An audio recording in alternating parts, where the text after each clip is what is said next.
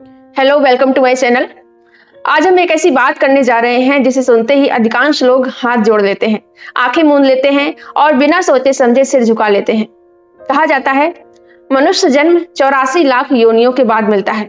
ये सुनने में बहुत आध्यात्मिक लगता है, बहुत दिव्य लगता है। लेकिन क्या कभी आपने इस बात की सच्चाई पर सवाल उठाया है? क्या आपने कभी सोचा है कि अगर मनुष्य जन्म इतना महान है तो ये महानता कष्ट, भुखमरी, रेप, युद्ध, गरीबी और अत्याचार में क्यों डूबी हुई है?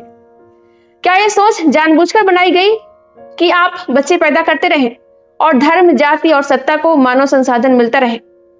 चलिए आज इस धार्मिक जाल को तार तार करते हैं, बिना डर के, बिना लाग लपेट के। कहा जाता है मनुष्य जन्म दुर्लभ है, यह 84 लाख योनियों के बाद मिलता है। इस वाक्य को लाखों बार दोहराया गया है।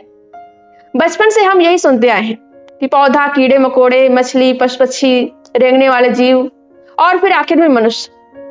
पर क्या आपने कभी पूछा कि ये संख्या 84 लाख संख्या कहां से आई? ये संख्या किसी वैज्ञानिक रिसर्च से नहीं आई है, ना ही यह किसी वास्तविक जनगणना या पर्यावरणीय अध्ययन से आई है। ये संख्या आई है पुराणों से, जिन्हें खुद धर्मशास्त्र भी स्मृति यानी मानव रचित मानते हैं, न कि शाश्वत सत्य। गरुड़ पुराण, पद्म पुराण, विष्णु पुराण जैसी किताबों में ये संख्या बार बार आती है, पर हर जगह थोड़े थोड़े अंतर के साथ। जैसे 8.4 मिलियन प्रजातियों की कोई लिस्ट तो कभी बनी ही नहीं। वास्तविकता क्या है? आज की मॉडर्न बायोलॉजी के अनुसार पृथ्वी पर कितनी स्पीसीज हैं, इसका उत्तर अभी तक पूरा नहीं मिल पाया है। कुछ साइंटिस्ट कहते हैं कि 87 लाख प्रजातियां हैं, कुछ कहते हैं कि 1 करोड़ से ज्यादा हो सकती हैं। यानी 84 लाख का दावा एक मनगढ़ंत धार्मिक मिथ है। अब सवाल यह उठता है कि अगर ये संख्या झूठ है तो फिर इसे इतनी श्रद्धा के साथ क्यों फैलाया गया? इसका सीधा उत्तर है मानव जीवन को जबरन महान साबित करना, ताकि इंसान अपने दर्द को सहन करता रहे, अपने अस्तित्व को अत्यंत मूल्यवान समझे और सबसे महत्वपूर्ण, बच्चा पैदा करता रहे। जब आप ये सोचते हैं कि आपको 84 लाख योनियों से गुजरकर ये जीवन मिला, तो आप इसे वरदान मान लेते हैं। भले ही आपकी जिंदगी में केवल दुख हो, संघर्ष हो, भुखमरी हो, अन्याय हो, अत्याचार हो। यह एक मनोवैज्ञानिक जाल है। अगर आप जन्म को दुर्लभ मानेंगे तो आप बच्चे को वरदान मानेंगे, और अगर बच्चा वरदान है तो आप कभी उसके पैदा होने के निर्णय पर सवाल नहीं उठाएंगे। यही वो धोखा है जिसे धार्मिक संस्थाएं फैलाती हैं। हर बार जब कोई बच्चा पैदा होता है तो समाज कहता है कि ये तो भगवान का तोहफा है, अल्लाह का तोहफा है, बच्चे तो भाग्य लेकर आते हैं, ये ऊपर वाले की मर्जी है। और जब वही बच्चा बीमारी से मरता है, रेप का शिकार होता है, ये बेरोजगारी में पिसता है, मानसिक रोगों से जूझता है, तो ईश्वर अल्लाह गायब हो जाता है और सवाल पूछने वाला नास्तिक, कमीना, पापी घोषित कर दिया जाता है। सच्चाई है कि बच्चा कोई दिव्य योजना नहीं है, बल्कि 2 इंसानों की कामेच्छा और सामाजिक दबाव का परिणाम है। कोई भी बच्चा पैदा होने से पहले खुद से इजाजत नहीं लेता, वो आपकी धार्मिक मान्यताओं की वजह से जबरन इस दुनिया में लाया जाता है। धर्म कहता है संतान से वंश चलता है, संतान से मुक्ति मिलती है, पर नैतिकता कहती है किसी ऐसे प्राणी को जन्म देना जो इस दर्द भरी दुनिया में बिना पूछे आया हो, वो अनैतिक है। क्या हम किसी को बिना उसकी सहमति के ऐसी दुनिया में फेंक सकते हैं? क्या गरीबी, जलवायु संकट, बेरोजगारी, बलात्कार और युद्ध से भरी दुनिया में किसी को बस इसलिए लाना सही है क्योंकि 84 लाख योनियां पार हो गई?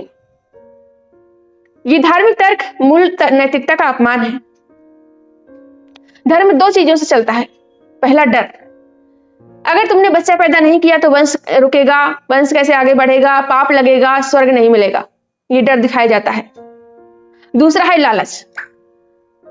बच्चा ईश्वर का वरदान है, वंश चलेगा, पुण्य मिलेगा। इन्हीं हथियारों से आपको गिल्टी महसूस कराया जाता है अगर आप एंटी नेटलिज्म की बात करें। लेकिन कोई ये नहीं कहता कि एक बच्चा जब पैदा होता है तो उसे संघर्ष मिलेगा, दर्द मिलेगा, जवाबदेही बिना गलती के मिलेगी। क्या वरदान ऐसा होता है? 84 लाख योनियों की बात केवल जीवन की दुर्लभता तक सीमित नहीं है। धर्म यह भी कहता है कि अगर आपने इस जन्म में पुण्य नहीं किया तो आप फिर किसी नीच योनि में जन्म लेंगे। कर्म करो नहीं तो अगली बार कुत्ता बनोगे, सेवा करो नहीं तो सुअर बनोगे। ये डर फैलाने की रणनीति है, क्योंकि अगर पुनर्जन्म सच में होता तो करोड़ों गरीब लोग विकलांग, बीमार, शोषित लोग इस जन्म के पापी माने जाएंगे क्या? ये सोच शोषण को उचित बनाती है और अंततः आपसे कहा जाता है कि बच्चे पैदा करो ताकि वे भी सेवा करें, पुण्य कमाएं और मोक्ष की रेस में दौड़ लगाएं। यानी धार्मिक व्यवस्था को नए उपभोक्ता मिलते रहें। धर्म कहता है मोक्ष बच्चा पैदा करने के बाद होगा, गृहस्थ आश्रम से गुजरना अनिवार्य है, कहा जाता है ऐसा। लेकिन एंटी नेटलिज्म कहता है कि मोक्ष तब मिलेगा जब आप इस पीड़ा के चक्र को आगे बढ़ाना बंद कर दें। मोक्ष है जब आप किसी को दुनिया में लाने से इनकार करें। बिना पैदा हुए जीव को न कोई दुख होता है, न उसे दुनिया के संघर्षों से लड़ना पड़ता है। यही असली करुणा है, यही असली नैतिकता है। 84 लाख योनियों की कहानी सिर्फ एक मनोवैज्ञानिक जाल है। ये एक ऐसा धार्मिक टूल है जिससे इंसानों को पवित्रता का झांसा देकर बांध कर रखा गया है। आप इस झूठ को पहचानिए।